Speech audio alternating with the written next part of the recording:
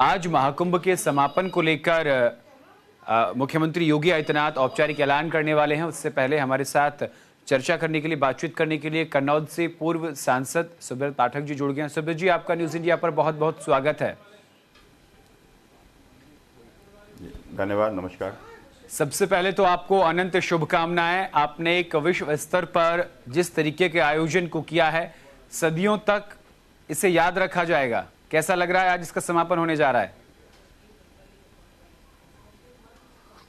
नहीं, बिल्कुल। देखो, आप कोई भी इस प्रकार का जब कार्यक्रम होता है, भव्य कार्यक्रम होता है, या कोई आयोजन अपने ही घर पे भी कोई अगर आयोजन होता है, उसके बाद जब उसका समापन होता है तो लोग जाते हैं, तो निश्चित रूप से कुछ दिन तो अच्छा नहीं लगता है।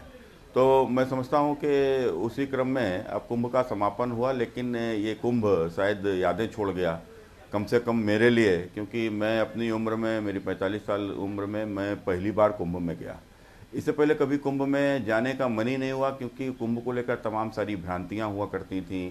जो लोग जाते थे बताते कि वहाँ गंदगी है, पानी गंदा है, अब तमाम सारी अव्यवस्थाएं हैं, तो इस कारण से जाना ही नहीं हुआ। 2000 जब योगी सरकार आने के बाद 2017 के बाद जब अर्धकुंभ हुआ, तो अर्धकुंभ के 2019 में, 17 में योगी सरकार आई, उसके बाद जब अर्धकुंभ हुआ, तो उस अर्धकुंभ की तमाम सारी बातें, लोगों ने कहा कि वहाँ बहुत अच्छी व्यवस्था है, पानी साफ है, गंदगी नहीं है, तो इन सब चीज़ों से कुंभ के प्रति एक वहाँ जाने का मन हुआ। लेकिन उस समय मेरे परिवार में दुर्घटना होने के कारण, मेरे पिता की अचानक मृत्यु के कारण से हम लोग नहीं जा पाए थे जी। लेकिन इस बार जब मैं कुंभ में गया, तो निश्चित रूप से जो बातें कुंभ के बारे में लोगों ने बताई थी, वो अपनी आंखों से देखा कि इतनी अच्छी व्यवस्था और इतने लोग। आप स्वयं देखिए कि योगी जी ने खुद, माने हम तो कह रहे कि प्रदेश सरकार ने खुद ही कहा था कि 40 करोड़ लोगों की हम व्यवस्था कर रहे हैं। अब सरकार जब 40 करोड़ की व्यवस्था कर रही है, तो मान के चलो कि 20 करोड़ की होगी, 40 करोड़ बता रही है।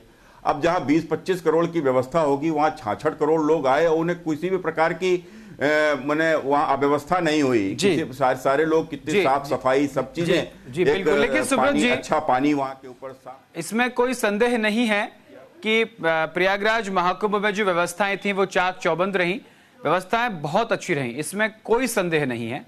शाही स्नान पारंपरिक तौर पर हुए, अखाड़ों के लिए अलग से रास्ता बनाया गया, बैरिकेडिंग किया गया। लेकिन क्या आप मेरी इस बात से इत्तेफाक रखते हैं कि 29 जनवरी को जो घटना हुई, उस घटना ने आपसे एक शब्द छीन लिया, और वो शब्द था सफल आयोजन।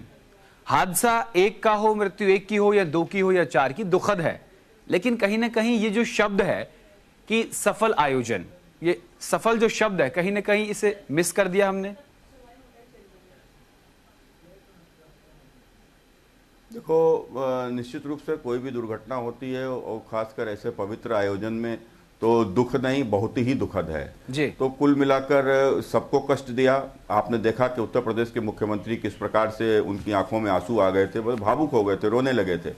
तो आप समझते हो, कोई व्यक्ति जब इतनी मेहनत करता है, उसके बाद इस प्रकार का परिणाम आता है, लेकिन फिर भी वो एक जांच का विषय भी बन गया है। जिस प्रकार की बातें आ रही हैं निकल कर, तो कोई बड़ी बात नहीं कि जब सामने आएगा कि तो समझ में आएगा कि किसी की इसमें साजिश भी हो सकती है। अखिलेश यादव लगातार निशाना साध रहे हैं इसको लेकर के। देखो, अखिलेश यादव आंकड़े छिपाए जा रहे हैं, आंकड़े बताए नहीं जा रहे, व्यवस्थाएं ठीक नहीं है, घाट पक्के नहीं है, वहां पर कोई व्यवस्था नहीं है, ग्लैमराइज कर यूपी सरकार, ये तमाम तरीके के आरोप समाजवादी पार्टी प्रमुख अखिलेश यादव ने वर्तमान सरकार पर लगाए हैं। सर,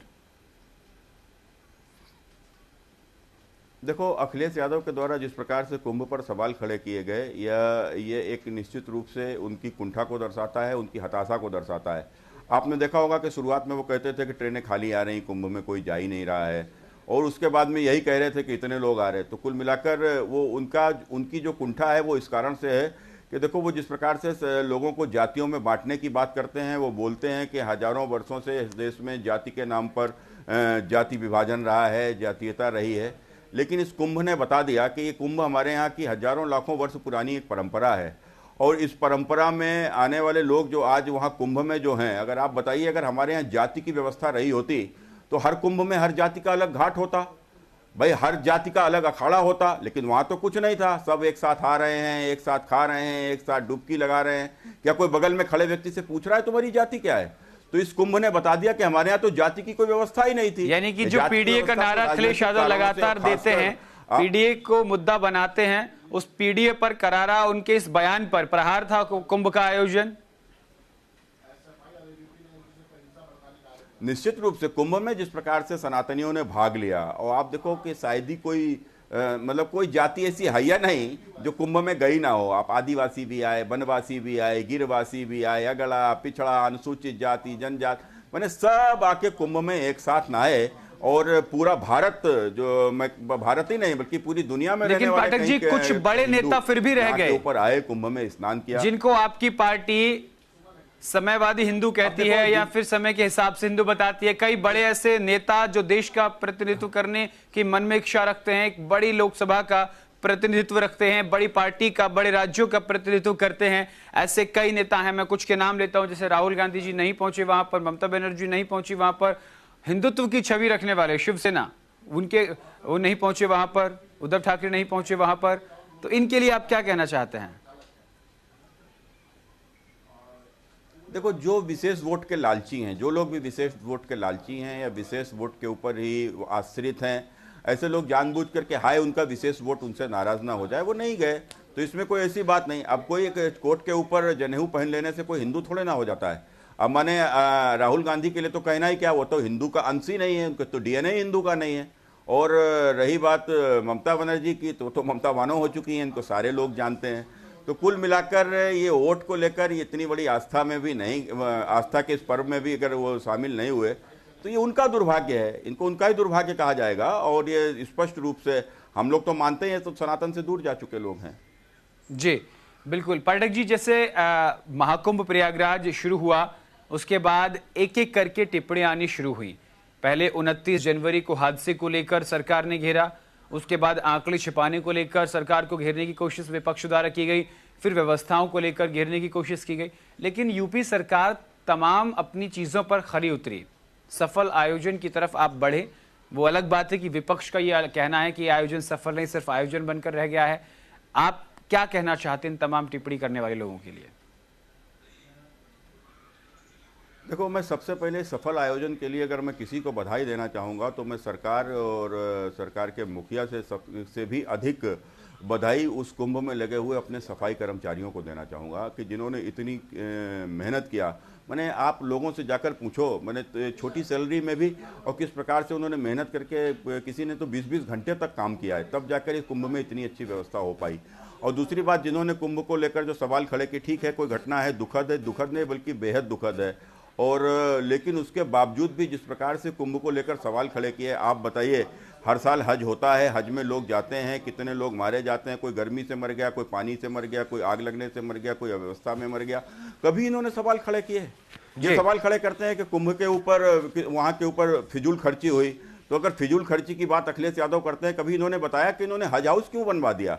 इन्होंने 100 करोड़ से भी अधिक पैसा लगाकर गाजियाबाद में जो हज हाउस बनवाया, उसका क्या कारण था भाई? क्या आवश्यकता क्या थी उसको हज हाउस बनाने की? क्या क्यों हज जाने वाले लोगों को सब्सिडी दी जाती है? हज तो हमारे देश में होता भी नहीं है, लेकिन उसके बावजूद कोई सवाल खड़े किया? आज तक अखिलेश ने कोई सवाल खड़ा किया? अभी पिछली गर्मियों में लोग मारे गए थे, कभी इन्होंने सवाल खड़ा किया हज को लेकर? नहीं। क्यों? क्योंकि वो वोट का लालच है, वोट ना चला जाए।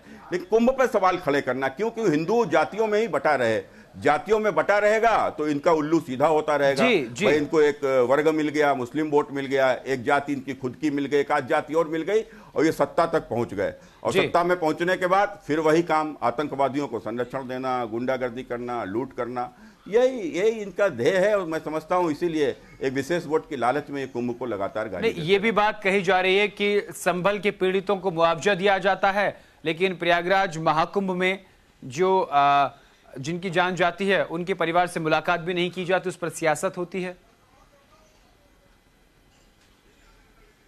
नहीं, देखो, हमने कहा ना कि वो संभल में जो मुआवजा दिया गया, वो संभल में मुआवजा सिर्फ इसलिए दिया गया कि वहाँ के मारे गए वो दंगाई, वो एक विशेष वर्ग से आते हैं। कुंभ में जो लोग मारे गए वो तो हिंदू हैं, हिंदुओं में भी किसी न किसी जाति के होंगे, तो उससे इनका कौन सा उल्लू सीधा होने वाला है? तो इसलिए आपने देखा होगा कि वो आतंकवाद को संरक्षण विशेष वर्ग के कारण से, दंगाइयों को संरक्षण एक विशेष वर्ग के कारण से, और दंगाई मर भी जाए, आतंकवादी मर भी जाए तो उसके घर पे जाकर धन देना केवल विशेष विशेष वर्ग के वोट के कारण से। तो कुल मिलाकर ये उनकी आस्था वर्ग विशेष के वोट से है, उस वर्ग से भी नहीं है। बहुत बहुत शुक्रिया पाठक जी, तमाम